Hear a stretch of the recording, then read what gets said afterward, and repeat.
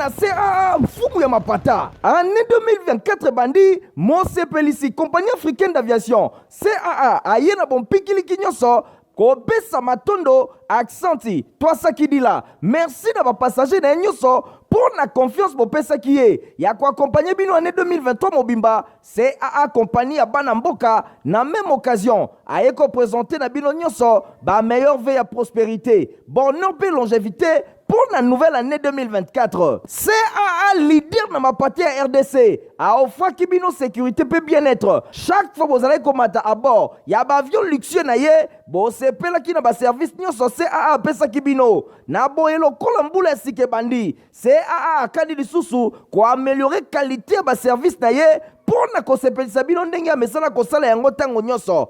Toutefois, pour na kosala ete mosala na ezala lisusu kitoko, CAA atikali ouverte pe disponible na ba remarque pe ba suggestion na bino nyonso. Ah, CAA Mosepelisi 2024, CPLAS na CPLAS à l'infini, CPLAS.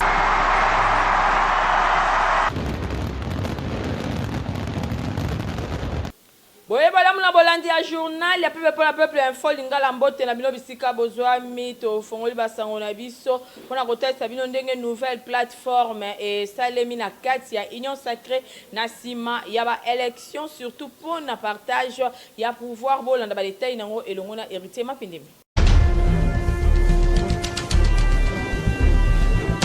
Bazali 101 élus nationaux, 120 provinciaux, Bango Babakisami Nabakomino, ya CDR, Code, Dynamique, AAUNC, AVK 2028, AB50, AMSC, PAAAP, Bango Bazwami Bongo autour ya Jean-Lucien Boussa, Vital Kamere, Julien Paluku, Tony Chikou, Bango Basali Bloc, pour na lancer nouvelle coalition politique. Bazali ba membre ya Union Sacrée, oyo ezali dirigé et pas ya chef de l'État Félix Antoine Tshisekedi Tshilombo.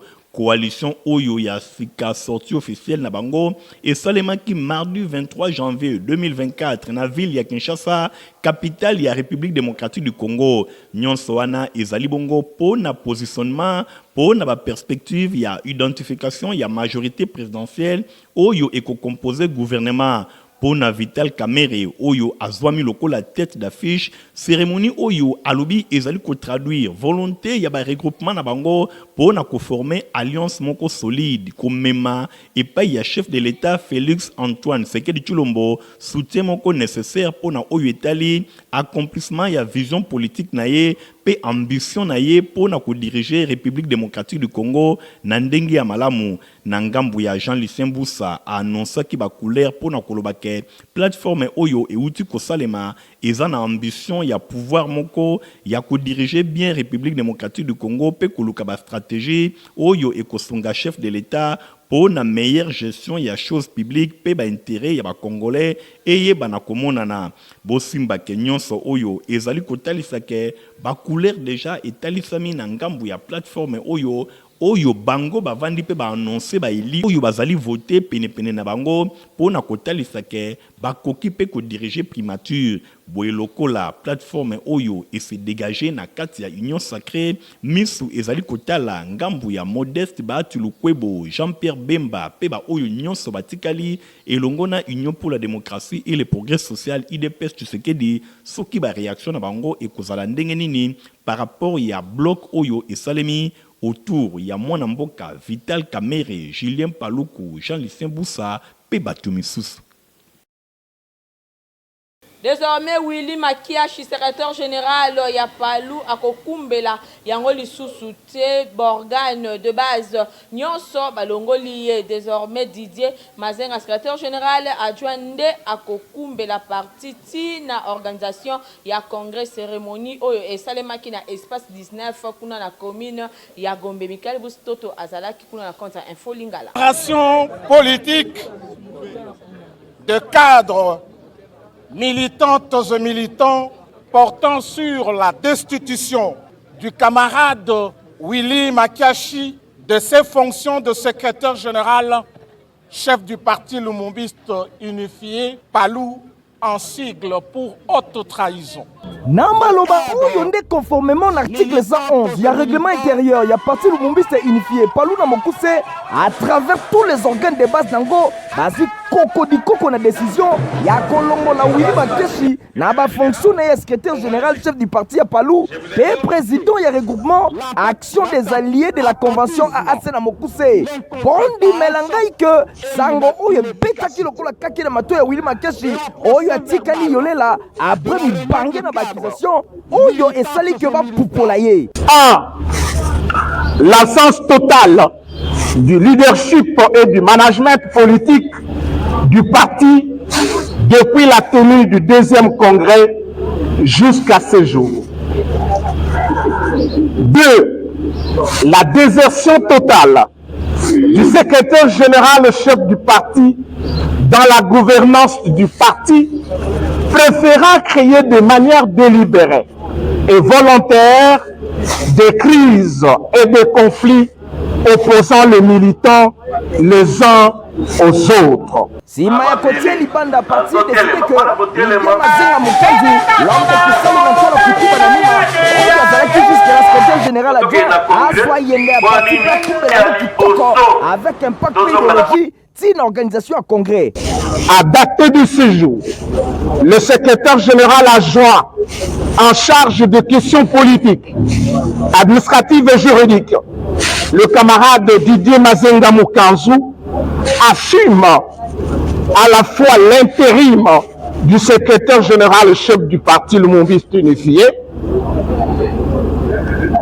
et du président du regroupement de l'action des alliés de la convention et le parti Lumumbiste Unifié AAC en sigle, jusqu'à l'organisation du congrès extraordinaire dans un bref délai.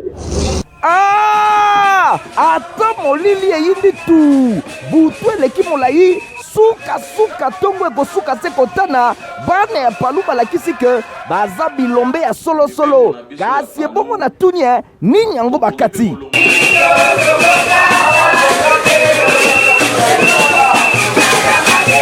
Bon ebongo eloko ni bazala kozela banakala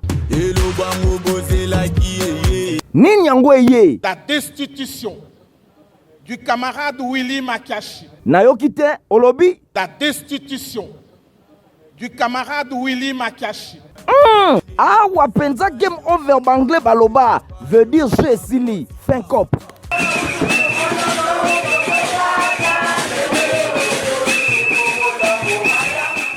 Commune ya Mongafula eza na ba problème makasi na likambo etali bongo érosion bandaku ebele pe esi ebukani. Christian Kengebeni héritier mapinde mi bapesi bino ba précision.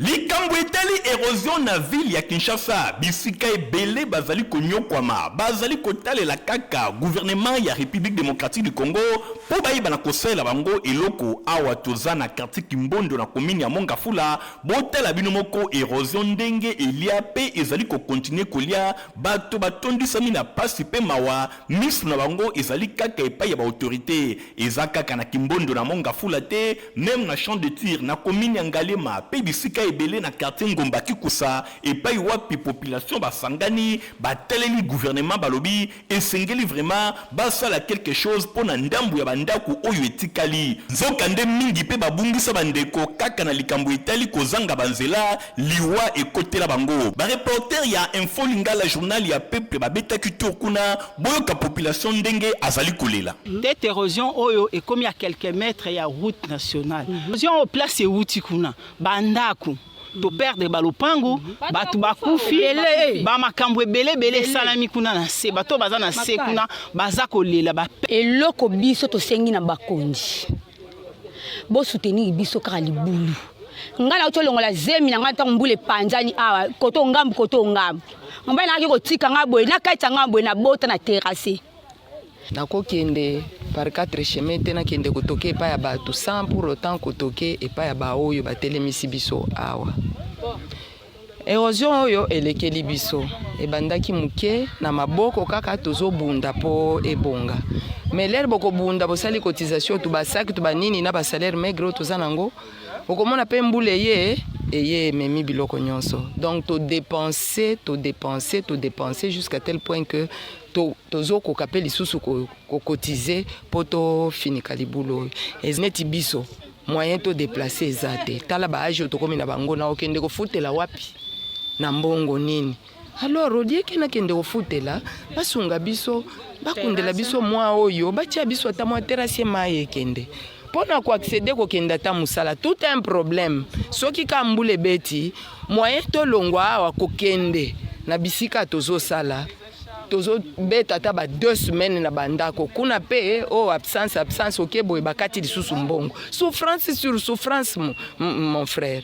Na ebite soki bakoyokela biso na oyo muke oyo lieke baya kokunda biso na ba cercueil ya bien na ba cortège ya banini malamu baya ko mbongo wana baya kosunga biso na yango quartier na biso ya ngomba kikusa. Donc champ de tir eza na nzela te, champ de tir eza na ba problème sérieux na banzi boki ndenge bandeko balobi to na mai te, toza na courant te, toza na ba érosion, toza na nzela ko bima te. Na sina loba la fois passé que ceux qui to bakangi quand tokoza na place à kobimela te. Ya tozali ko lele pa ya président de la République ayoke la biso mawa. Tobanzi kembela ya population ya Kimbondo, Ngomba Kikusa, champ de tir, Nangali Mapena Mongafula, et Yokani et Paya ba autorité, Bakosala Makasi pona kosala misala, enfin que érosion oyo ezali kolia banda kuna bango lokola ndenge bazali kolia nguba, eye bana kosila pe population avanda na kimia.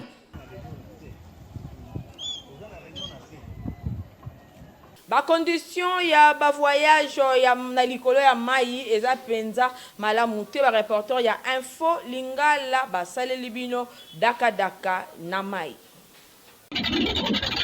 Na ba République démocratique du Congo oyo soki nanu voyage na ote kokanisa kutu te ke esi osilisi komona po air moko elekaka na Congo ezande suka na bimangu balenya oyo boza komona boye babengaka yango daka kasi okokamwa pe okotuna ngai pona nini daka kombo yango neti lipasa ya mashini madoda papier yokana nuso oyo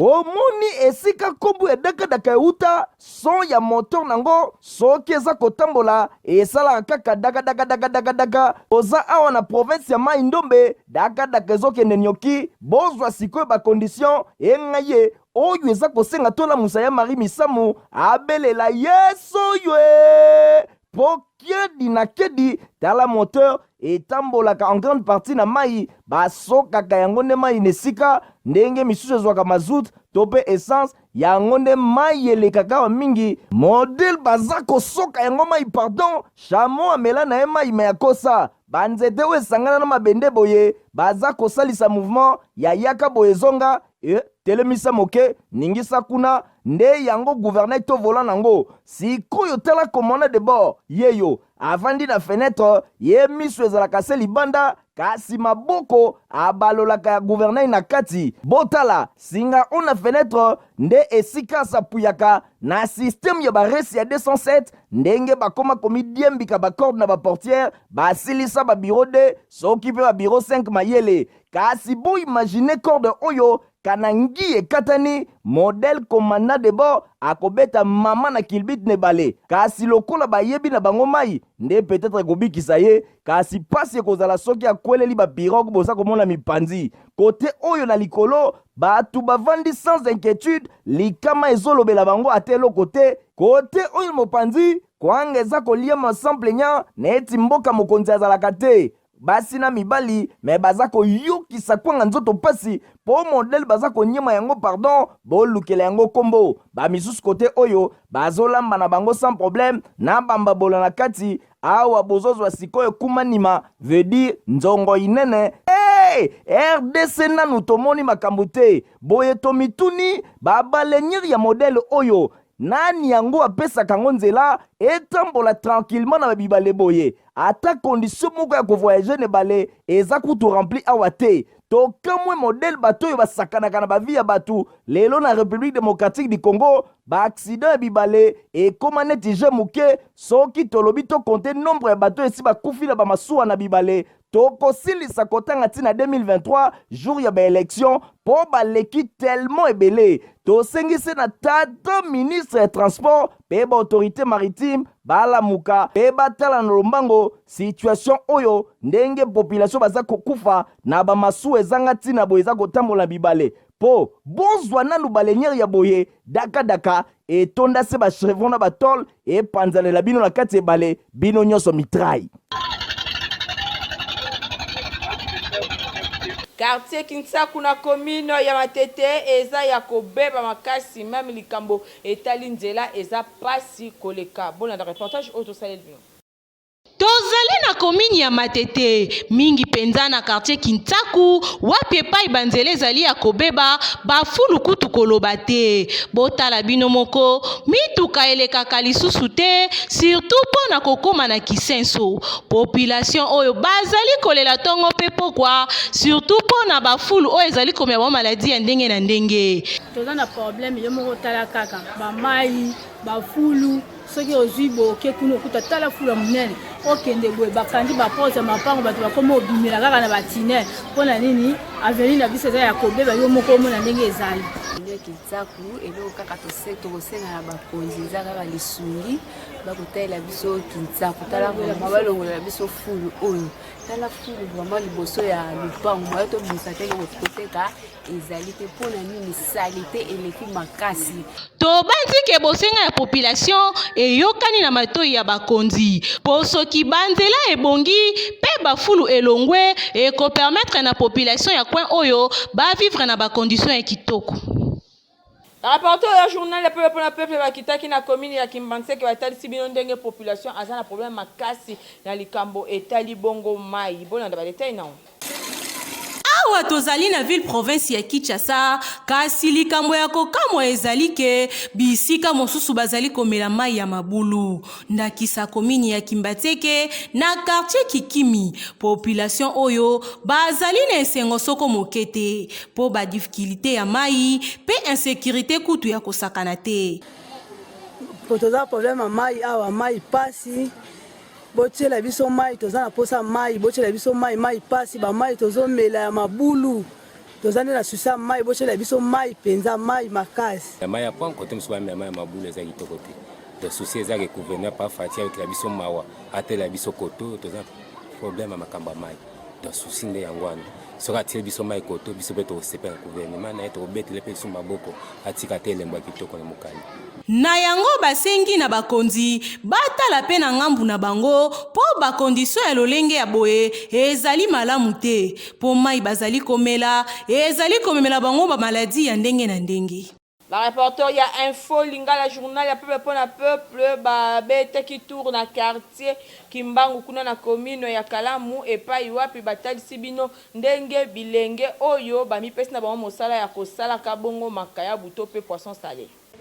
Ndenge kaka bamesana koloba oyo akosala te alia te moto na moto akolia na motoki na ye bosimbake ba jeune kinois mingi ba développer esprit ya créativité pe ya innovation awa toza na quartier Kimbangu na commune ya Kalamu botala bino moko bilenge oyo bazwa momesano ya kosala makayabu na ndenge na bango eteka makana wenze ya Mariano bazali kosala yango mingi na poisson oyo babengi sergent poisson yango sergent bango moko bayebi esika bazwaka yango pe makayabu oyo ezali kotekama na wenze ya Mariano sero ba information okokanisa kaka salakindeke nzoka nde salakindeke te ba Kongo bayebi kasi ezali makayabu esalemi kaka na quartier Kimbangu na commune ya Kalamu na passage ba reporter ya info lingala journal ya peuple boyoka basali na yango ndenge ba expliquer biso tosalaka Thomson to komisongo likayabu eza Thomson mususu eza na bakombo nango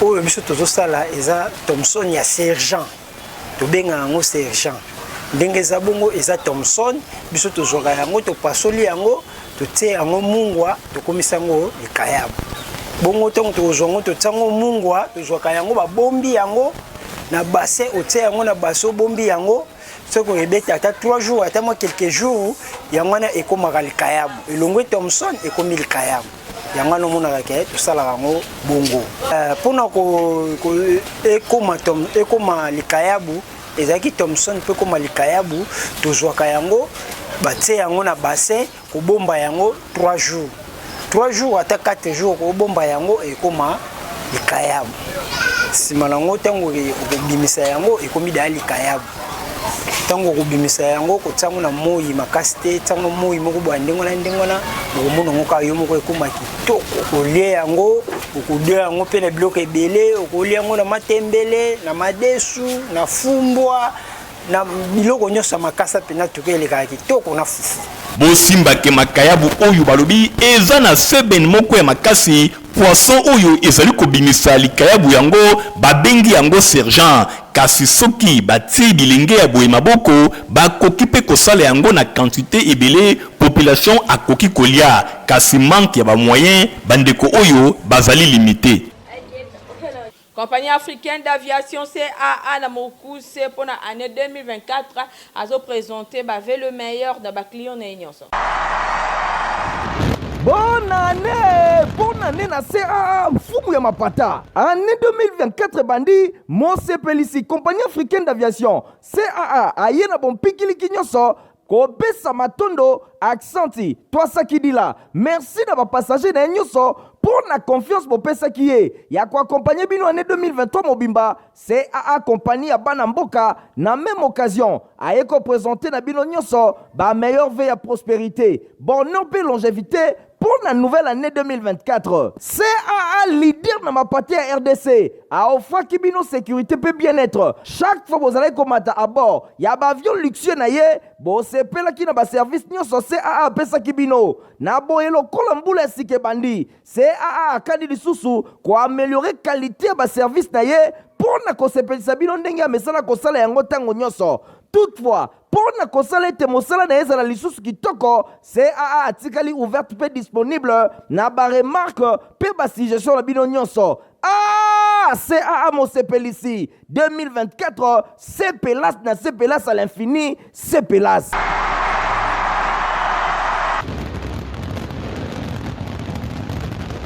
Pour la kozala na santé kitoko boyeba ke poto protiva pinde ebongi pona bino. Ah merci! Yabouine! Bana nyoso baza kuringa! À la pochette!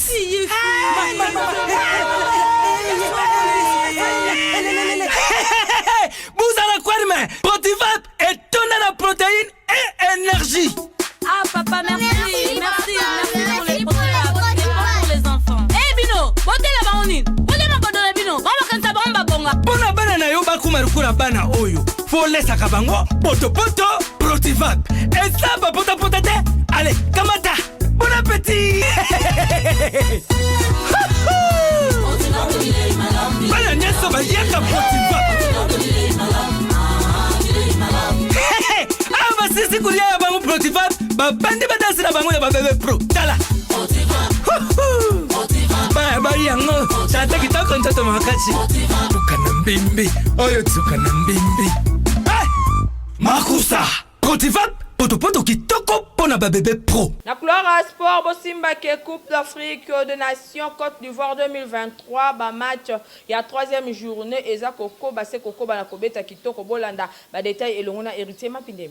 3e journée ekobaki lisusu mokolo ya mardi 23 janvier 2024 kuna na Côte d'Ivoire pona compte ya Coupe d'Afrique des Nations Côte d'Ivoire 2023 et pas wapi ba surprise ezali kokoba se kokoba kosalema bosimba ke ba Lion ya Teranga ya Sénégal balonga ki basli ya Guinée na 2-0 boye équipe ya Sénégal champion en titre bango babimi avec 9 points basali 3 sorties 3 victoires équipe ya Cameroun balenga ki liboso ya Gambie pe basukisaki na kolonga na 3-2 équipe ya Cameroun et se qualifier na dernière minute pour na koleka na ba 8e de finale na ngambo mosusu Angola alonga ki Burkina Faso na 2-0 ba angolais bango pe bazali qualifié na sima ya koza 7 points sur 9 na ngambo mosusu Algérie apolaki 0-1 liboso ya équipe ya Mauritanie ba surprise ezali kokoba se kokoba boye ba Léopard ya République démocratique du Congo nde bakoyamba équipe ya Taifa Star ya Tanzanie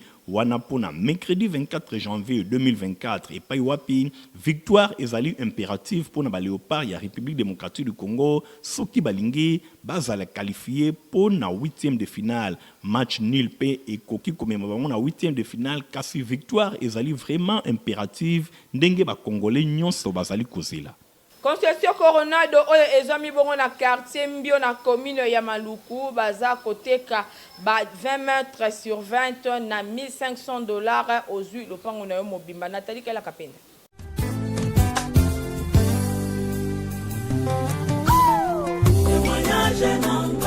Témoignage. Babitan ya ville province ya Kinshasa boyo kasango kitoko tomemeli bino concession Corrado oyo ezwami na commune ya Maluku na village Mbio azali koteka plus de 700 parcelles ya 20 mètres sur 20 liquidation ezali kaka na $1,500 ya pamba okomi kololo pango pona ko contacter concession Corrado bobenga na numéro oyo plus 243 82 53 60 781 tolobi bien na $1,500 ya pamba lokola liquidation ozui lopango na yo ya 20 mètres sur 20 na kati ya concession Corrado oyo ezwami bongo na village Mbio toza na commune ya Maluku.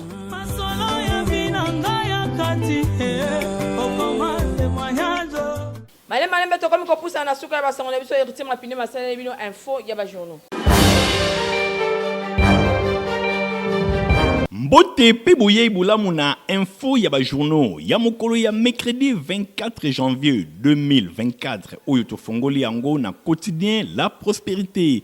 Concert à Betty Masolo na une naye alobi deuxième mandat elongo na ba défi na yango. Félix Antoine Tshisekedi Tshilombo aza na ba défi ebele akosala na tina wana Patrick Muyaya na manda oyo ezali kobanda atalisi boyi alobi chef de l'État Félix Antoine Tshisekedi Tshilombo après victoire na ye aza na ba défi ebele ya ko relever. Patrick Muyaya alekaki lundi 22 janvier 2024 na France 24 et paiwapi atalisi poleleke ba réforme ya ndenge na ndenge ekosalema.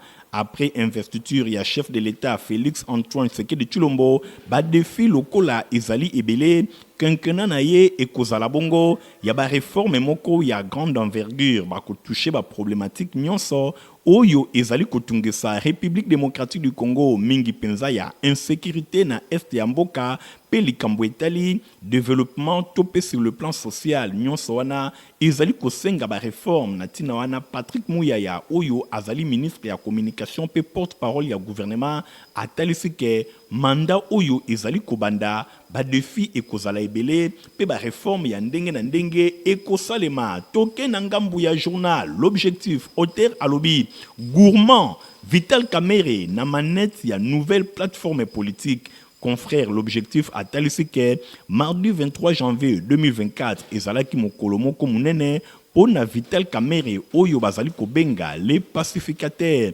bango basali plateforme politique mososo na kati ya union sacrée basangisi ba regroupement ya ndenge na ndenge lokola AA UNC AVK 2028 AB50 AMSA PAAP code elongo na CDR nouvelle plateforme oyo ezali bongo initiative ya vice premier ministre pe ministre économie Vital Kamerhe kati na batu bazana kati tomoni Jean-Lucien Boussa, Julien Paluku, Tony Kankou, Chikou basangisi plus de 150 élus nationaux pe provinciaux oyo bauti na élection ya le 20 décembre 2023 natina wana Vital Kamerhe atalisi ke coalition oyo ezali pona ko participer na consolidation ya chef de l'État Félix Antoine Tshisekedi Tshilombo par rapport ya quinquennat na ye ya sika. L'avenir pe abeti masolo yango ye alobi 101 élus nationaux pe plus de 120 députés provinciaux mobimba bazwami na kati ya plateforme oyo Vital Kamerhe, Boussa, Kankou, Paluku ba créer coalition ya sika pour na partage ya pouvoir après l'élection il y a le 20 décembre. Natina wana ba coalition oyo lokola ezali kosalema boye République démocratique du Congo ekoningana makasi après l'élection pona oyo etali partage ya pouvoir ndenge ba anglais balobaka wait and see to éviter avenir ezali ko réserver nini pour la classe politique et la République démocratique du Congo ndenge construire l'avenir à Sokisi. Voilà l'information où ndete Sokisi info ya journaux ya lelo botika la malam.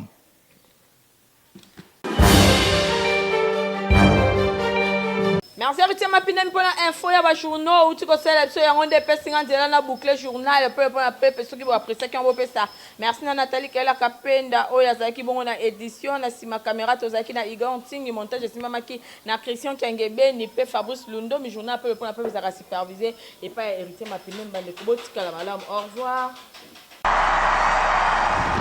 Bonne année na CAA Fumu ya Mapata. Année 2024 bandi, Mose Pelisi, compagnie africaine d'aviation. CAA aye na bon pikili kinyoso, kobesa matondo, accenti, toi sakidila. Merci na ba passager na nyoso pour la confiance bo pesa kiye. Ya ko accompagner bino année 2023 mobimba, CAA compagnie ya Banamboka na même occasion. Aye ko présenter na bino nyoso ba meilleure veille à prospérité. Bonheur et longévité pour la nouvelle année 2024. CAA leader dans ma partie à RDC. A offre Kibino sécurité peut bien-être. Chaque fois vous allez commander à bord, il y a un avion luxueux na ye, bon c'est pas là qui n'a pas service ni so CAA pesa Kibino. Na boelo kolambula sike bandi. CAA kadi lisusu ko améliorer qualité ba service na ye pour na ko sepelisa bino ndenge ya mesala ko sala yango tango nyoso.